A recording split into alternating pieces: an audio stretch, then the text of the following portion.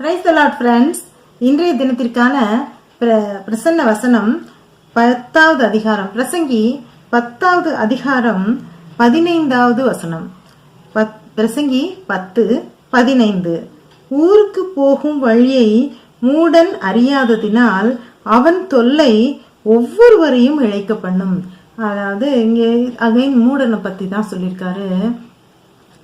மூடனுடைய பலவிதமான செயல்பாடுகள், அவனுடைய வாய்ப்பேச்சு, அவனுடைய தேவையில்லாத சிந்தனை, இதெல்லாம் பற்றி வரிசையாக பார்த்துட்டு இருக்கோம்.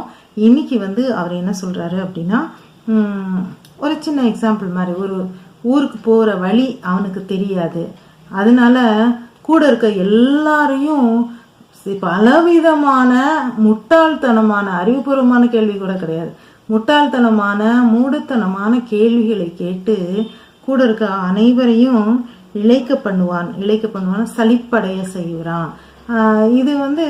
இது ஒரு கருத்து, ஒரு இதுதான், ஒரு எடுத்துக்காட்டு மாதிரி தான் சொன்னது ஊருக்கு போகும் வழி அப்படின்றது. ஒரு காரியத்தோட தீவிரம், ஒரு காரியத்தோட முடிவு, ஒரு காரியத்தை எப்படி செயல்படுத்துறது, இதெல்லாம் அவனுக்கு சொல்லி கொடுத்தாலும் புரியாது, தானாகவும் தெரியாது. ஏன்னா அவன் மூடன், மதியினன். அதனால அவன் தெரியாதனால அவனுக்கு தெரியாத விஷயத்த ரொம்ப தெரிந்து அதை பற்றி அறிவுபூர்வமாக புரிந்து அறிந்த ஞானிகள் இல்லை அந்த பர்டிகுலர் செயல்பாடு, இப்போ ஒரு கம்ப்யூட்டர்னு எடுத்துக்கிட்டோம், ஒரு லேப்டாப்னு எடுத்துக்கிட்டோம்னா அது மூடன் கையில கொடுத்தோம் அப்படின்னா அவனுக்கு அதுல ஒண்ணுமே தெரியாது அப்படின்னு வச்சுக்கோங்களேன்.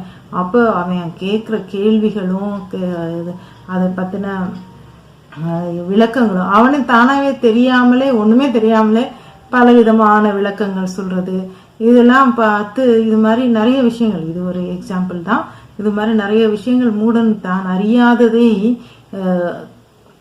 மற்றவர்களுக்கு, அதான் மூடன் தன்னுடைய வாயாலேயே அவன் தான் மூடன் அப்படின்னு சொல்லி எல்லாருக்கும் இது புரிய வச்சிருவான் அப்படின்னு சொல்லி நம்ம பார்த்தோம் முந்தின வசனங்கள்ல.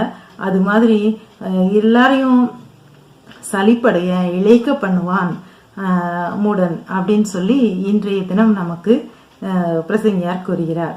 மீண்டும் நாளை இது போன்ற ஒரு சிறந்த வசனத்தோடு நான் உங்களை சந்திக்கிறேன். அதுவரை கர்த்தரின் அன்பு நம் அனைவரோடும் இருப்பதாக.